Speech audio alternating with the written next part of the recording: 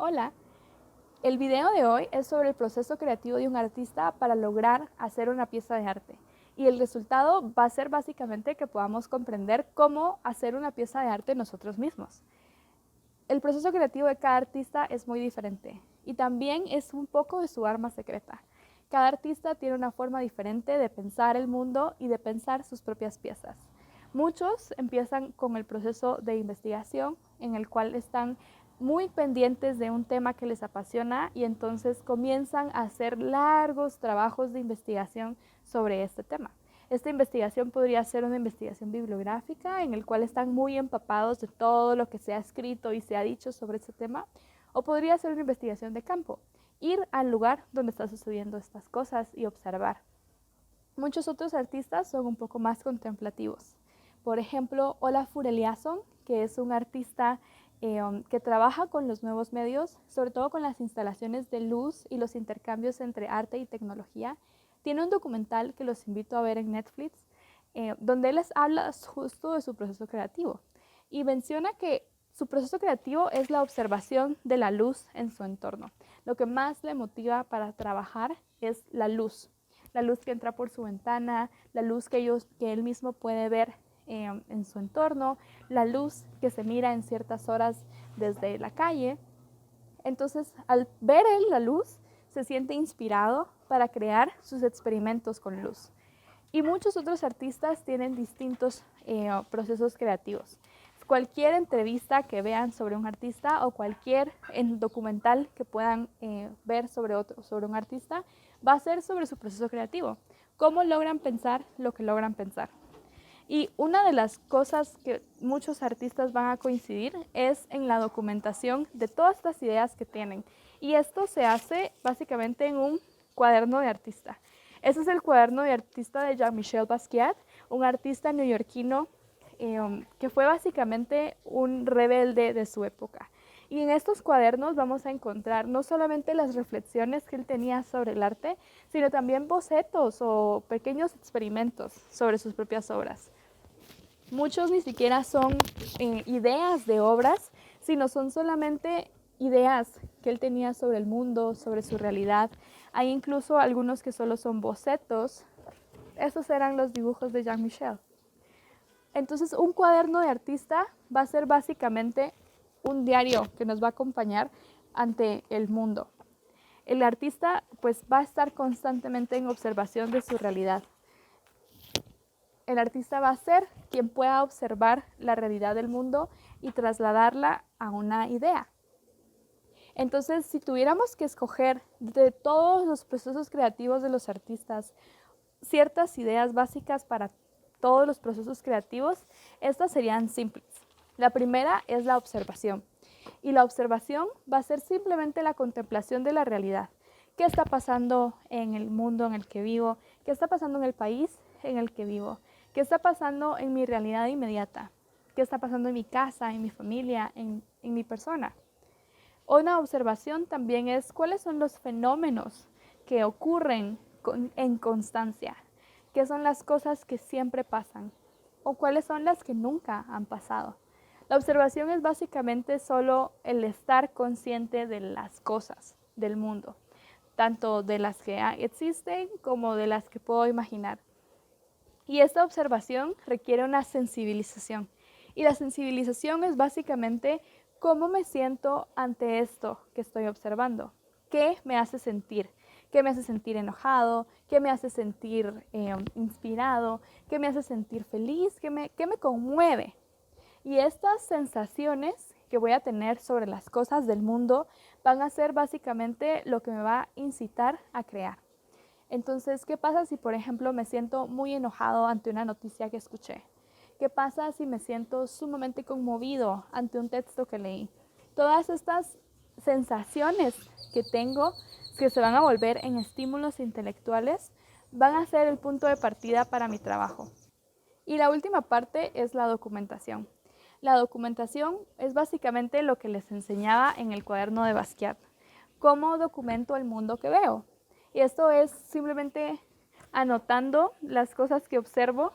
Puede ser también tomando fotografías de las cosas que me parecen extrañas, de las cosas que quiero que quiero tener. También puede ser, por ejemplo, la fotografía en mi teléfono de todo este fenómeno que estoy documentando. ¿Qué pasa si me interesan mucho las cosas que pasan a la medianoche en mi casa? Porque creo que es una hora extraña o especial. Puedo documentar en mi cuaderno de artista o en miles de fotografías en mi teléfono todo lo que observo sobre este fenómeno. Se trata también de un proceso como medio científico, del método científico en el cual tengo que documentar todo lo que pienso de esta hipótesis. Pero es básicamente eso.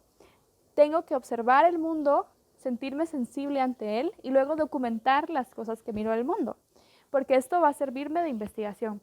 No necesariamente las fotografías o la documentación que estoy viendo en este momento van a ser el trabajo final que voy a mostrar, pero definitivamente va a ser importante para que yo llegue a una idea.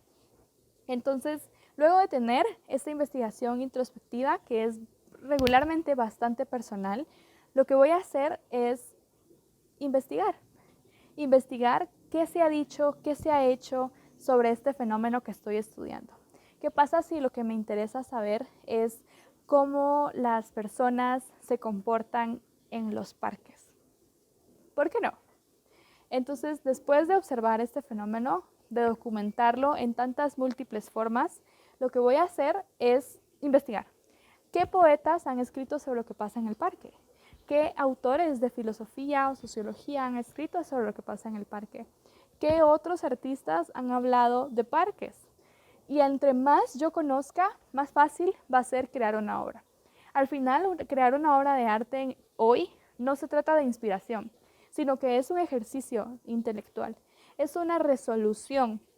Básicamente, el ejercicio artístico es el resultado de un proceso de pensamiento en el cual yo conozco de lo que estoy hablando y yo puedo interpretarlo de una manera distinta. Otra cosa que es muy importante es que yo observe obras de arte. La idea de cómo producir una obra de arte no se me va a ocurrir por arte de magia. Se me va a ocurrir porque estoy viendo constantemente cómo los demás artistas están creando sus trabajos. Esto quiere decir que voy a ver exposiciones, voy a leer las páginas web de los artistas, voy a buscar libros de los artistas. Básicamente, si tengo internet, puedo encontrar millones y millones y millones de trabajos artísticos sobre el tema que estoy pensando. Así voy a encontrar lo que llamamos referentes. Y un referente es un artista que considero que su trabajo es tan importante para mi propio trabajo que lo voy a considerar un punto de partida. Tener una referencia no quiere decir copiar lo que este artista va a hacer. Eso tengo que evitarlo a toda costa. Tampoco va a significar que tengo que hacer lo mismo que él hace. Básicamente, tener un referente es solamente un punto de partida. Digamos que mi referente es Jean-Michel Basquiat, pero no puedo pintar igual que Jean-Michel Basquiat. Eso sería una copia. Pero sé que Jean-Michel Basquiat era un artista rebelde. ¿Qué pasa si entonces quiero hablar de la rebeldía a partir de Jean-Michel Basquiat? Tal vez simplemente quiero utilizar este concepto para producir una obra diferente, pero quiero tener las investigaciones, los cuadernos y la obra de Jean-Michel Basquiat cerca de mi propia obra. Puedo hacerlo completamente. ¿Qué pasa si en vez de que mi referente sea un artista, es un filósofo o un libro o un poeta? Todo lo que me incite a pensar o a revelarme nuevas ideas va a volverse un referente para mi trabajo. Y recuerden que un referente de verdad no es el lugar en el que tengo que copiar. Un referente va a ser solamente algo que va a dar cabida o que va a dar inicio a las ideas propias que yo puedo tener. Tampoco podemos pensar que todas las obras que creamos van a ser completamente originales, porque hoy en día la posmodernidad nos invita a pensar y a jalar un poco de todas partes. Pero nuestra originalidad va a ser cómo logramos hacer que todo se junte, que todo case, que todo tenga sentido hoy. Entonces, hemos hablado ya de que el proceso de crear una obra no es tanto un acto de magia, sino es un proceso intelectual. Es básicamente un proceso en el que vamos a necesitar pensar, leer, conocer para poder hacer. No estamos pensando en que crear una obra de arte es un acto de producción magnífica, sino es más que todo un ejercicio de pensamiento, un reto.